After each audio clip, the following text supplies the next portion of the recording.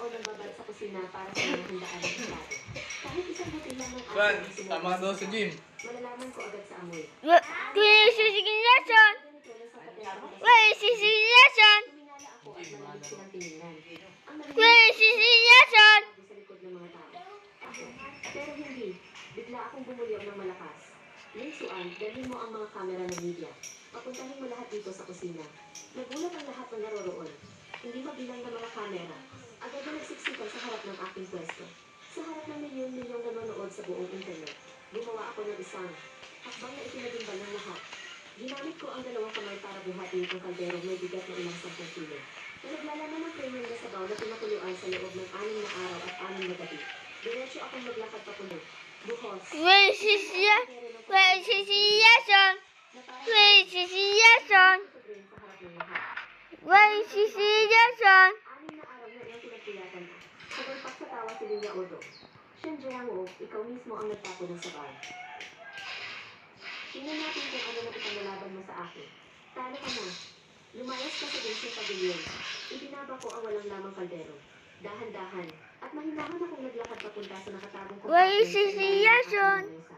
Inilabas ko ang susi at binuksan ang kalsong kandado. Mula roon ay inilabas ko ang isang hindi kapansin-pansin. Wait, sisignasan!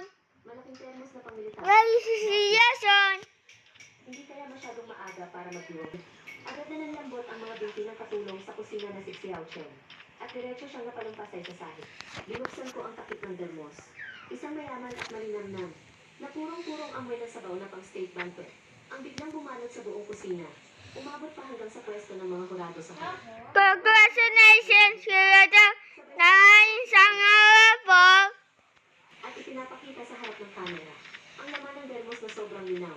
Pero napakabango at malinamnam na totoong sabaw. Habang tinitingnan ang namumutlang si Linya Odo, bawat salita ko ay parang patalin.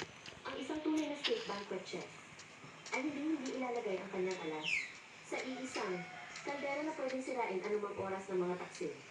Ang sabaw sa malaking kaldero ay para lang Wait, sisignasan! isang pain na Wait, sisignasan! tunay na katas ng sabaw. Kagabi pa lang ay hinalisay at nilock ko na ang minamnam. Nakalock dito sa gamot na ito. Inilipat ni Linsuan ang video mula sa hidden camera na nasa exhaust fan at bintana sa kalderong tanso. Nagtatapon ng hindi malamang kemikal na pulbos. Ang malinaw na video ay Wait, sisignasan! Wait, sisignasan! Wait, sisignasan! napakasama. Wait, sisignasan! Naglalasang taas at nanakaw ng industrial salt. Ito ay sa pasaninira sa kalikasan ng pagkain. Ipahuli sa pulis. Ito ba ang ipinagmamalaki ng future kitchen? Na nananalo sa pamamagitan ng laser. Sinasama sa live stream. Agad na Wait, sisignasan! Wait, sisignasan! Wait, sisignasan! sa loob lamang ng 3 minuto ay nag-crash hanggang sa maparalisa. Congratulations, Kuya! Nakain sa araw po! Hindi ko pinansin ang kabuluhan sa labas. Tumalikod Wait, sisignasan! mabilis ang pagtaas at pagbaba ng kutsilyo. Wait, sisignasan! Na lang sa ibabaw ng sapaw. Wait, sisignasan! Ay hindi mo ako para. Wait, sisignasan! Wait, sisignasan!